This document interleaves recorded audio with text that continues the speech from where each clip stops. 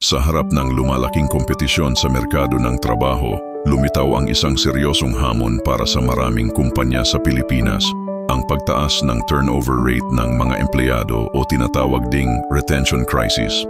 Ayon sa ulat ng Philippine Star, dumarami ngayon ang mga Pilipinong empleyado na umaalis sa kanilang trabaho sa loob lamang ng unang isang taon.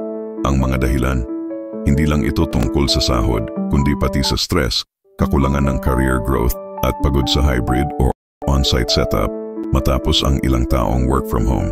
Maraming kumpanya lalo na sa BPO at tech industry ang umaaray dahil sa malaking gastos sa recruitment at training ng mga bagong tauhan.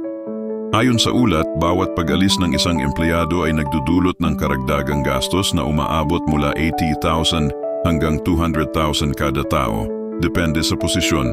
Sa kabilang banda, mas pinipili na ng mga kabataan ngayon ang mga kumpanyang may flexible work setup, mental health support, at malinaw na career path.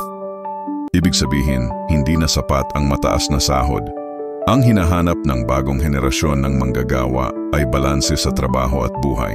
Bilang tugon, ilang malalaking kumpanya sa bansa ang nagsimula ng magpatupad ng mga employee engagement program, mas magandang benepisyo, at mga leadership training upang mapanatili ang kanilang mga tao. Ngunit ayon sa mga eksperto, kung hindi maagapan ang trend na ito, maaaring maapektuhan ang produktibidad, operasyon, at maging ang kabuuang ekonomiya ng bansa dahil sa patuloy na pag-ikot ng mga manggagawang lumilipat-lipat ng trabaho. Sa huli, malinaw na ang retention crisis ay hindi lamang usapin ng HR o sweldo. Ito ay palatandaan ng pagbabago sa pananaw ng manggagawang Pilipino sa modernong panahon.